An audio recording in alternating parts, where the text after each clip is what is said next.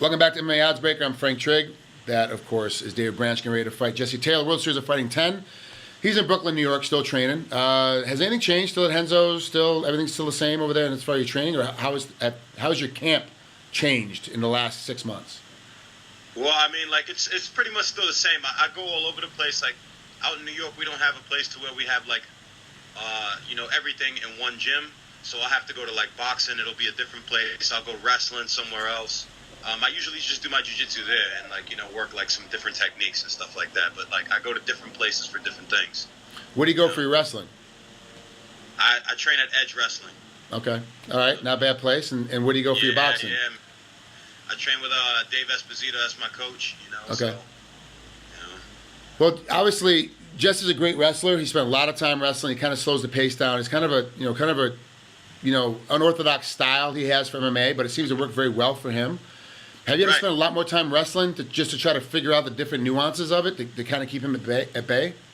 No, I mean, I started out as a jiu-jitsu guy, and I realized early on, by watching, some of the early UFCs, like Don Fry guys, like yourself, Dan Severn, that wrestling is something that you really need to pick up, you know what I mean? And I really fell in love with the sport. I even competed in a wrestling tournament, and I've been wrestling now for about 8 years. Oh.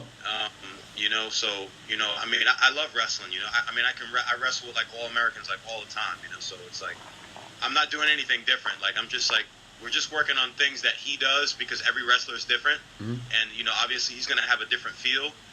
He's a little unorthodox with some of the things that he does as far as his finishes and entries. But, we're working on some stuff on, how to deal with him, But, all-around wrestling is, what we always work on. Now, what about his boxing game? Because he has a really good game for boxing to get him into his wrestling position. It doesn't, from a technical sweet science standpoint, it's not very good. But from an MMA standpoint of sweet science, it's incredible because he hits you 2 or 3 times, all of a sudden he has your leg and you're falling down. And it looks, from a judging standpoint, it looks great because it looks like he hits you and then knocks you over. So the judges are giving him points left and right for stuff that's not really dangerous. It doesn't really hurt you that much, but it looks great for judges. So when he goes to a decision, he wins a lot.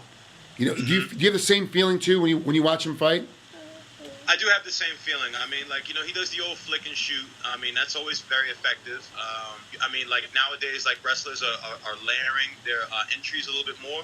I still think that he does, more overhand and flick and shoot.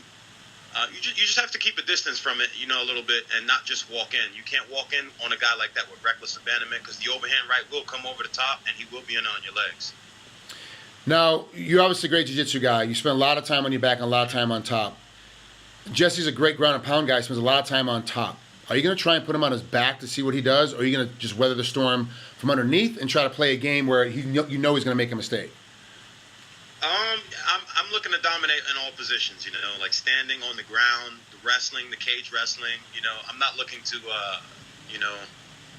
I'm looking to dominate in every position, every position. Just so the folks at home know, that's code for I'm taking him down and I'm going to beat him up on top. That's what that is. Just so everybody understands, that's what that code is.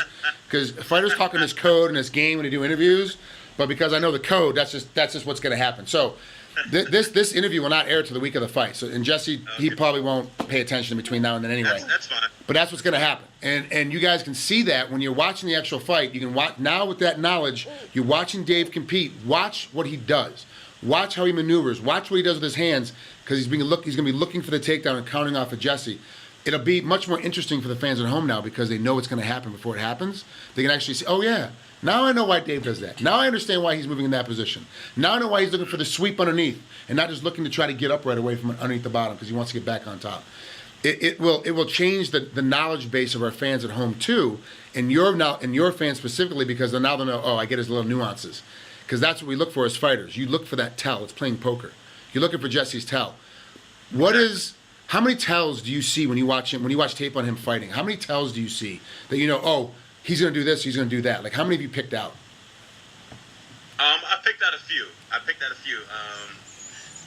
He likes, like you said, he likes to come out very aggressive. Mm-hmm. He's going to come out very strong, very frantic.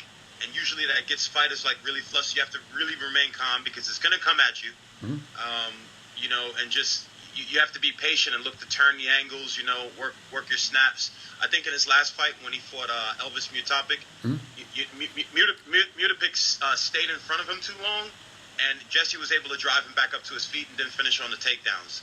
You know, I don't think Utopic's wrestling game was that savvy to where, you know, he needed the front snap, you know, maybe start circling to the side, circle to the back a little bit, and get away from Jesse's power being able to drive forward. You know, this is the first time you and I have actually physically spoken, whether personal or interview, and I'm really impressed with your knowledge. Like, you understand the game, not only from a physical standpoint, let me go out there and punch a guy in the head and grab him, put him down, and rip his arm off, but you understand the nuances of the science, like why this is working, where this is going. I'm very impressed with your knowledge base, and there's very few guys that impress me with their knowledge base. Like, I'm usually way smarter and way faster when it comes to the game than anybody else I'm interviewing, and you are legitimately above me. And it's great to find fighters that actually get the game for the game that it is. So, Dave, I wish you the best luck against Jesse Taylor. Thanks for coming on here with MMA Oddsbreaker. Ladies and gentlemen at home, you have to watch this fight. It's going to be an incredible fight because it's both guys fight the same way, but both fight very cerebral in a sense that you have to really find out what's going to happen and which way a guy's going to go. Dave, I'm still on the fence. I still don't know who's going to win this fight. I've always got a pick. I've always got a bias. I'm stuck. I still don't know which way to go. But be watching for my prediction. It'll come out, come closer to the fight.